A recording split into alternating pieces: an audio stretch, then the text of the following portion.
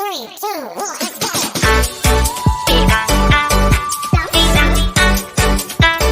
go! Assalamualaikum adik-adik yang hebat. Bertemu lagi dengan Kak Alsa.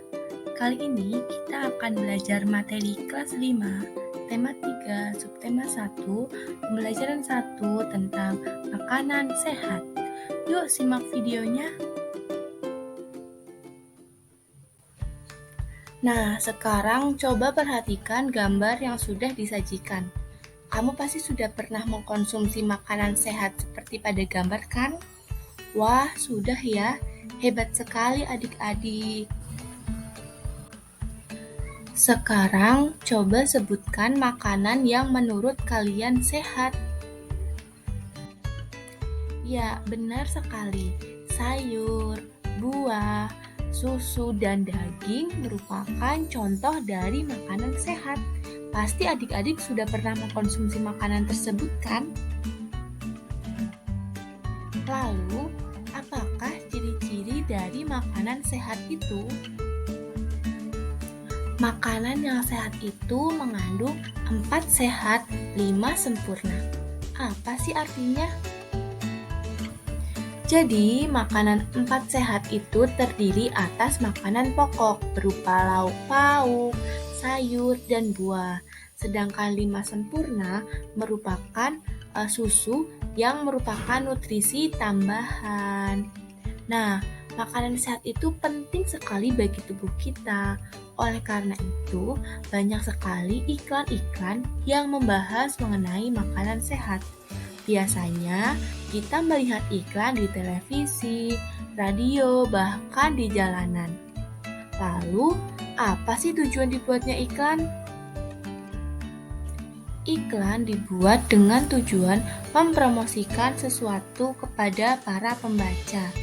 Nah, sekarang coba perhatikan iklan-iklan berikut ini dengan seksama.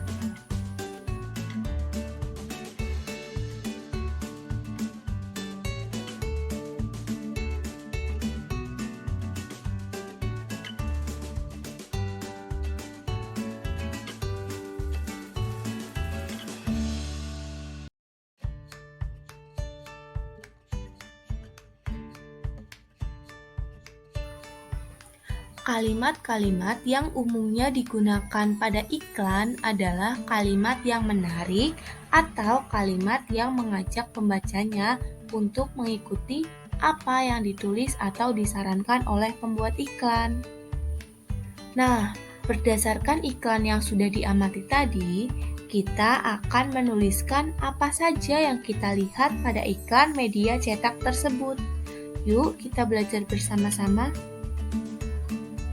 Gambar yang pertama, tulisan yang aku lihat adalah makanan sehat dan bergizi, solusi untuk hidup sehat dan awet muda. Gambar yang kedua, tulisan yang aku lihat adalah makanan sehat dan bergizi penting untuk pertumbuhan otak anak. Gambar yang ketiga, tulisan yang aku lihat adalah cintai jantung Anda, konsumsi sayur dan buah segar. Berdasarkan tulisan iklan yang sudah kita baca, setelah ini kita akan belajar tentang kata kunci. Kata kunci adalah sebuah kata atau konsep dengan keistimewaan yang berarti kata apapun yang digunakan sebagai kunci atau kode atau digunakan untuk menghubungkan ke kata lain atau informasi lain. Lalu, apa ciri-ciri dari kata kunci? Ciri-ciri kata kunci yaitu yang pertama, terdiri dari satu atau dua kata yang membentuk frasa kata. Yang kedua, mengandung kata yang unik yang terdapat dalam sebuah bacaan. Yang ketiga, yaitu mewakili sebagian besar atau keseluruhan topik atau konsep atau informasi dari sebuah bacaan. Nah, setelah mengetahui pengertian kata kunci dan ciri-ciri dari kata kunci, lalu apakah kata kunci dari iklan yang sudah kita lihat tadi? Kata kunci dari iklan tersebut yaitu pentingnya makanan sehat dan bergizi. Mengapa? Alasannya karena kalimat tersebut telah mewakili topik atau informasi dalam iklan. Setelah mempelajari tentang iklan tadi, kita jadi mengetahui tentang pentingnya makanan sehat. Nah, apakah susu itu merupakan makanan sehat? Ya, benar sekali.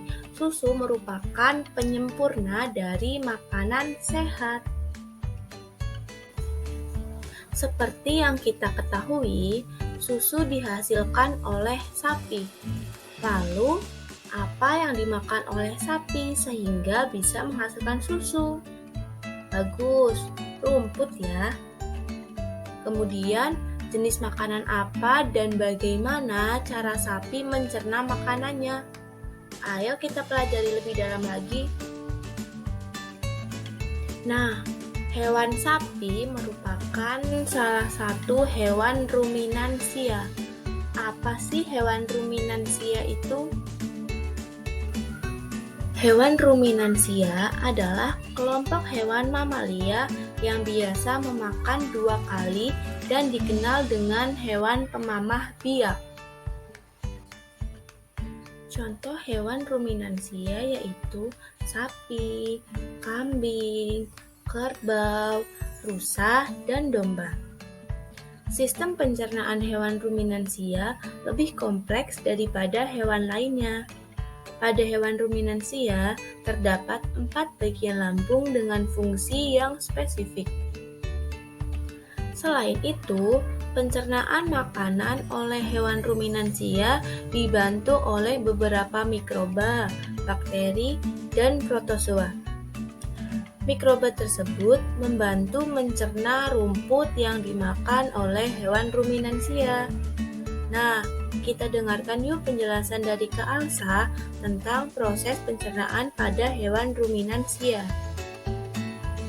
Mekanisme pencernaan pada hewan ruminansia seperti yang sudah dijelaskan sebelumnya, salah satu contoh hewan ruminansia adalah sapi.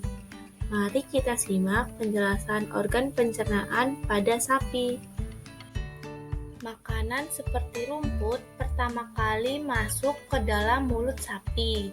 Nah, di dalam mulut sapi terdapat organ-organ, yaitu yang pertama yaitu gigi. Gigi sapi tersusun dari gigi seri yang berguna untuk memotong makanan dan gigi geraham yang berguna untuk mengunyah makanan. Yang kedua yaitu lidah. Lidah sapi berguna untuk merenggut rumput dan mendorong makanan yang sudah dikunyah menuju lambung. Yang ketiga yaitu saliva, yaitu cairan atau enzim khusus yang dihasilkan oleh kelenjar khusus pada sapi yang kemudian disalurkan ke dalam rongga mulut.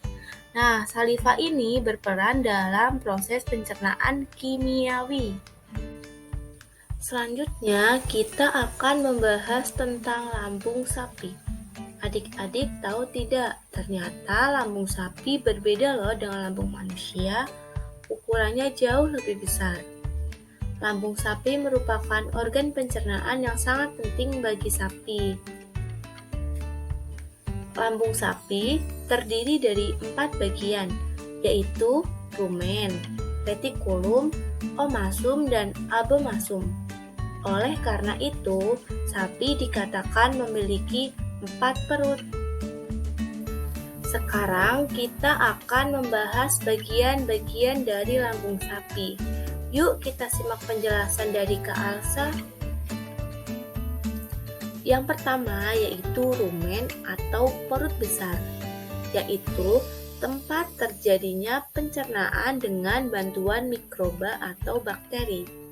Makanan dicerna hingga menjadi bubur dengan gerakan mengaduk yang dilakukan oleh dinding rumen. Pada saat sapi beristirahat, makanan kembali ke mulut dan dikunyah kembali. Setelah dikunyah untuk yang kedua kalinya, makanan masuk ke retikulum atau perut jala. Nah, adik-adik pernah tidak sih mengamati sapi yang sedang duduk? Pasti sapi tersebut sambil mengunyah kan? Nah, karena sapi itu mengunyah makanannya sebanyak 2 kali. Yang kedua yaitu retikulum atau perut jala. Nah, di dalam retikulum, makanan kembali mengalami proses fermentasi dengan bantuan bakteri anaerob dan protozoa. Di dalam bagian perut ini terjadi proses absorpsi dan penyaringan benda-benda asing yang masuk bersama makanan sehingga tidak masuk ke omasum atau perut kita. Yang ketiga yaitu omasum atau perut kitab. Di dalam omasum, makanan dicerna dengan bantuan enzim pencernaan. Selanjutnya, makanan masuk ke abomasum. Yang terakhir yaitu abomasum atau perut masam. Perut bagian inilah yang sebenarnya disebut dengan lambung. Di sini makanan dicerna dengan bantuan enzim pencernaan yaitu enzim pepsin yang dihasilkan oleh abomasum. Setelah melewati seluruh pencernaan di dalam abomasum, makanan bergerak menuju usus halus. Panjang usus halus ekor sapi dewasa dapat mencapai 40 meter. Di dalam usus halus terjadi proses absorpsi dan fermentasi yang selanjutnya sisa-sisa makanan akan dikeluarkan melalui anus. Nah, cukup sekian pembelajaran kita pada video kali ini. Apabila terjadi kesalahan dalam penyampaian, Kak Alsa mohon maaf yang setulus-tulusnya. Sampai jumpa di video selanjutnya adik-adik yang hebat.